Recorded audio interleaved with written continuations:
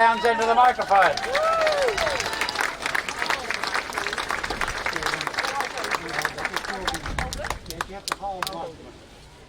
Okay. Hold it close. Hey everyone, I am a grandma. You can jump on the... Oh no, I'm not jumping up there, Michael. No way.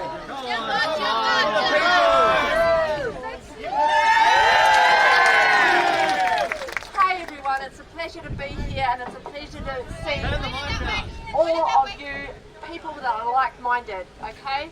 We need to stand up for our rights. We need to stand up for our children, the children that have been trafficked around the world. Can't save our children.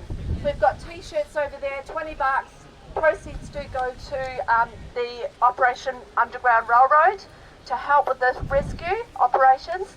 And we need to fight this, okay? Worldwide, there's kids that have been trafficked and locked underground in tunnels. And it's not good enough, and we need to stop this right now. Absolutely. And I'd just like to say that you guys are all amazing, okay? It's a pleasure to be here. Okay.